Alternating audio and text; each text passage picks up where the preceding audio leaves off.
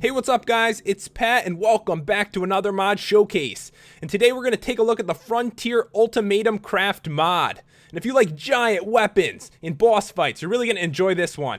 It actually adds in 2 brand new biomes as well. One is like right over there. You can see there's like weird looking dragons in it. There's so many, it's so dangerous. But we're going to start off with the massive weapons because they are freaking awesome. So there's 3 weapons. There's the Kirin's Thunder Sword, the Agito Greatsword, and by the way, some of this stuff is really hard to pronounce, so I'll try my best here. And there is the War Hammer. So I'm going to grab these. I'll show you guys the recipes after. So the first one, the Kirin's Thunder Sword, is kind of small compared to the others, but is the most powerful one. The next one, Agito Greatsword. This thing is freaking huge. I mean, look at it compared to myself. It is about 5 times the size of me. I have no idea how I even can hold on to this. And this one is the War Hammer. An awesome hammer. It's at least the size of me. I love how they added in these giant weapons. I always see it in like RPGs and stuff, and now it's cool to see it in Minecraft as well. So for the recipes, the Warhammer. To make that one, you're gonna need iron ingots, matcholite ingot, which is from the ore that was added in from this mod, and also brute bones, which I'll show you how to get that after. And for this one, the Great Sword. The recipe is a bunch of matcholite ingots and some brute bones. And the last one, the Kirin's Thunder Sword, the strongest one. The recipe for that is from Kirin's Mane, Kirin's Charm, and an Iron Sword. And these are actually going to drop off the Kirin boss, which is a really tough mob from this mod. I'll show you guys that after. Alright, so now let's get to the armor, which I'm wearing right now. You can see, you kind of saw it already. My sword, my weapon's kind of getting in the way here. Let me take this off. But yeah, I actually look kind of interesting. I'm very, like, a lot of different colors. Like, pixelated almost. Seems like random. Okay, so we're going to go to the recipes for those. There's the Kirin's Cape. So the recipe is a bunch of Kirin's mains with the charm and also armor spheres, which I'll show you that in a minute. The boots, recipe for that is matcholite ingots and Kirin's mane.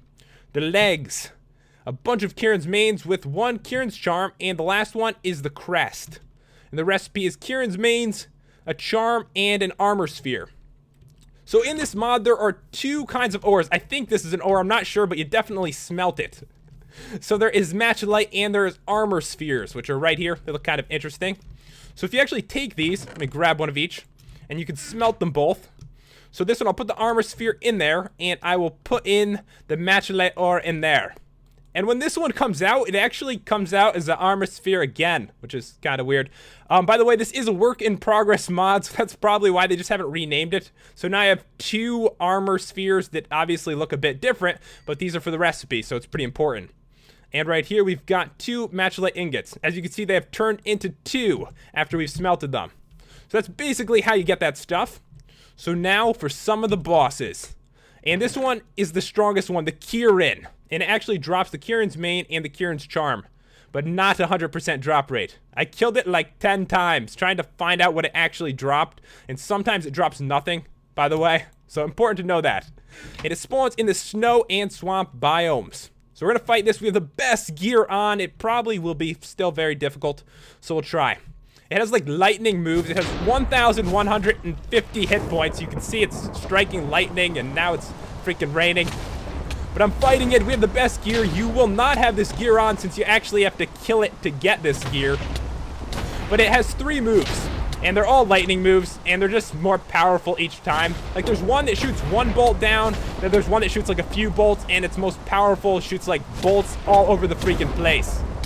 You can see this does 33 damage. The other 2 weapons do a little bit less. I'm going to switch to the Greatsword. There's about 28 right there. And there's a very long range with it, as you can see. The thing about the Thunder Sword is it actually puts slowness for 4 seconds on your opponent, and the Warhammer does about the same amount of damage as the other one, 24 damage. So I'm going to finish this dude off. Alright guys, I've almost got her down finally. Almost dead. Very easy with this gear on, obviously. In diamond gear, extremely difficult. That'd be a very hard fight. We're going to switch the weather to clear here. It's raining like crazy now. And Kirin, that sounds like Final Fantasy to me. At least that's where I've heard that name like a bunch of different times. It's like, it was always a nice thing, wasn't it? It was like a guardian that came and helped you, not tried to kill you with lightning, but that's all right. Very strong mob. Be careful, guys. All right, the next one is the Cephadrome. So the Cephadrome, he drops the Cephadrome hide, which has no use at this moment. So it probably will in like the next like update. And the Cephadrome spawns in the wide desert, which is actually right over there. I'm going to show you guys that after, and that is all that spawns there. I'm going to try to get a little bit closer. You can see there are a ton. It is extremely dangerous. I'd say they might even be more annoying than the last mob we just fought. Alright guys, I went a little bit further away from the wide desert because it was causing my FPS to be much lower than it should be. It's because there's like 100 Cephadromes like in one cluster. I'll show you guys a really good view of it after I show all the mobs. So we're going to spawn this dude right here and fight him. They have 955 hit points, and I mean, just look at this dude. It is a giant dragon. He's freaking massive. He's knocking me in this. Get out of here. He knocked me in the hole. I can't get out. Oh, I know what to use. My greatsword, it like knocks them back a bit. Here we go. Trying to get out of here. So this is a very tough fight. I would say maybe even harder than the Kieran mob, probably because he has such a long range. Like if you're using a diamond sword, you're really going to struggle with this one. He could hit you like 5 times before you could actually get to his hitbox and hit him, making it extremely difficult to kill the Cephadrome. He's like knocking me all over the place. Probably the greatsword is your best bet here. I mean, you can knock him back a bit, and it has a really long range. But yeah, very difficult fight, especially since in the wide desert, there's like 1,000 of them. I have no idea how you could possibly kill them all, since about 10 of these will be fighting you at exactly the same time.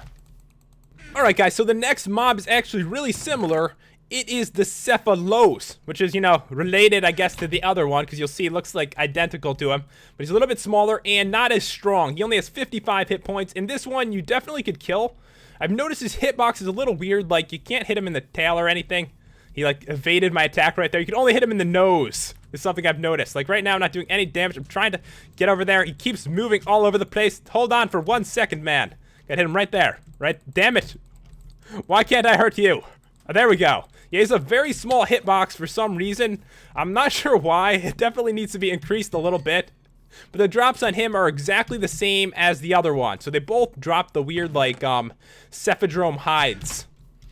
So the next one is the village defender and also the enforcer. And these dudes just spawn, like, all over the place. I'm gonna spawn one of each. So what they do is they kind of, like, go after hostile mobs. You can see this one, he actually spawns with like random gear on. He could have nothing on at all, but he happens to have on, you know, some like leather armor, iron helmet, and gold sword. So if I spawn a bunch of them though, they could have diamond armor. It doesn't really make any difference. And if I do hit them, I'm pretty sure they fight me. You fight me, right? Yeah, he's a little bit upset that I hit him. But he goes after hostile mobs, and this dude, same thing. So what I'm going to do is I am going to find something to spawn here. Let's spawn a... What can we get? We'll grab a skeleton. So they should go after skeletons. So go after him. There we go. He's kind of after him. He's attacking, and he's killed him. Let me spawn a couple. So yeah, they are aggressive to hostile mobs. They'll help you at night and stuff. I see him go after the spiders, like as I was setting up this review. He's kind of just staring at. Get him! Get in there. Don't be afraid of the water. You help him. Get him. There we go. He died. Alright, so yeah, those guys basically do the same thing, and the village defenders don't spawn in villages. I mean, there's one right there. They don't spawn there. They spawn, like, all over the place and do exactly the same thing. But, you know, they can have all different kinds of gear on. So, oh, by the way, the enforcers, these dudes, they actually drop gold ingots, but the other dudes, they don't drop anything. I killed a bunch, and they didn't drop anything at all. So the next one is the... I have no idea how to say this. A rupee, maybe. Maybe it's like a goat. We'll say goat. This is the goat. And he could drop these weird horns. This is like goat horn. And he could drop raw meat. And this item right here is called a rupee's carve. And it's for a crafting recipe, by the way. I'm just assuming it's supposed to drop off him, although I haven't seen it. And this one is a peaceful mob, so I'm going to switch it back to peaceful, because then all those mobs like from that desert won't like lag me at all. So we'll spawn him right here. And he... Oh, you don't spawn in peaceful, do you? I thought he would. Alright guys, I got some more spawn eggs. I assumed he would just stay there. I mean, he's a friendly mob. He's kind of like an animal. I didn't think he would despawn in peaceful, but you know, he's a goat. And I guess I could kill him. He drops food and stuff like that. So if you really want food, you can kill those dudes. They spawn in the forest and the highland biomes. So the next one is the moss swine. So this one drops food as well. I think this one is like the giant thing. What is it? Let me see. It is the... Oh, no, this one's the boar. Got it confused. So it's basically a pig. Drops meat. So we'll kill it. Get a little bit of meat there. And the next one is the Popo. This is the one I was thinking of, I think. It can drop meat, and it can also drop the leather, I would assume, although I haven't seen it. But it is a work in progress, guys. There's a couple things that might just not drop yet. So the Popo, he is like a giant, what are these called? A mammoth or something? It's like a mammoth. He's got 30 hit points. If I punch him, he, you know, he's kind of just running around. He doesn't actually like go after me and try to kill me or anything. So you're pretty safe even though they have 30 hit points. Let me just finish him off here. Get some more meat. Did he drop the meat? I didn't see any meat. Oh well, it's all right. Okay, so I think there is one more here, and that one is the Giant. The Giant's kind of cool. He drops hot milk, which I'll show you guys after. So we're gonna kill him. He's an interesting mob, definitely. 170 hit points, and I mean, look at his face. It's pretty weird. He's kind of weird looking. And you can see his body, like, doesn't fit on his legs correctly. It should be moved over, like, one block. Am I right? It seems a little off. But anyways, we're gonna kill this dude. I'll hit him once, and I'll let him hit me. He goes really slow. Like, you could just hit him over and over again. He's kind of... Are you coming towards me? Hit me. There we go. He throws you right into the air. But he goes so slow. I mean, you could just go at him and just hit him. You know, you could punch him to death if you really wanted to. Right when you start a new character, he couldn't get close enough to actually hurt you. You'd have to stand... You'd have to be, like, sleeping while you're playing. Fall asleep. And maybe he would be able to kill you. He's also most likely the mob that's supposed to drop the brute bone. So he drops this... What is it? Hot milk? So if you use this, it recovers your hunger and also gives you a buff. And it is a speed buff. You can see right now, I am running around like crazy. It lasts for 2.5 minutes. There's a bunch of foods that actually do some cool buffs, which we're going to get to next. So the next one is Kieran's buff. And I'm not exactly sure how to get this. There is no recipe. I'd assume maybe it's a rare drop off the Kieran mob. That is possible. So it is, once again, you know, like food. So if I use this on myself, it's going to give me a buff. And now I have resistance for 2.5 minutes. And there's one more food.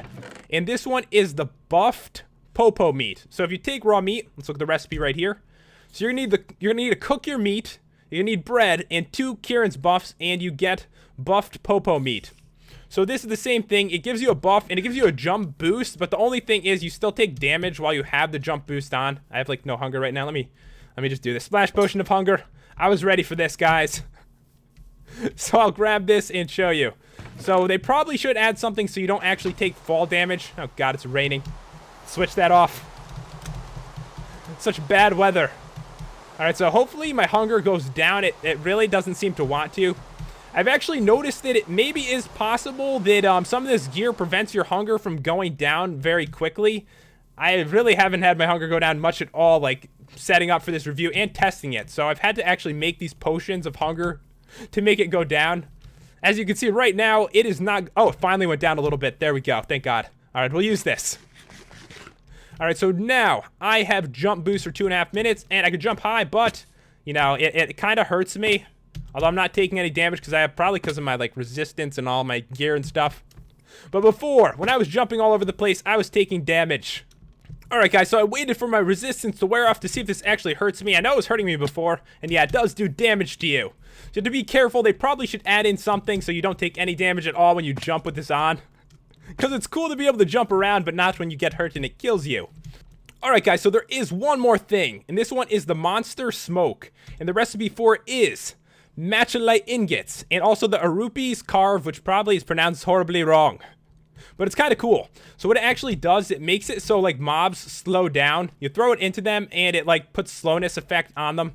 We're going over to this desert now. This is the wide desert, and you can see why it might make your FPS go lower. There are a ton of these mobs around. So what you do with it is you would throw it like this, like that. And it would give you a chance to like run by, because now he has like 7 seconds of slowness. It doesn't stop them from attacking you. I've tested it out and he will still go after me, but he's very slow, so it will give you a chance if you actually craft these. And this is one of the biomes. As you can see, there's some like darker water there, and it's basically just a desert with tons of these. Like if you really want their drops or you just want to get slaughtered, I guess you would come here. You really want to die because you're probably going to die if you come here. I have no idea how you would survive this place. It's like never ending. They might nerf this. I would have to imagine that they will, you know, lower the spawn rate a tiny bit for this area or something like that, or make it like really worth getting here. Have something like awesome that spawns here, like a, you know, some kind of like structure with amazing stuff, and you got to get through like thousands of these to get there. That would actually be kind of cool and make it worth like exploring this area. So guys, this is the other biome. This one is the highlands, and some of the mobs do spawn here. It's like a giant like mountain biome, and I actually like the texture on this. It makes it really look like a mountain. I think it looks pretty cool.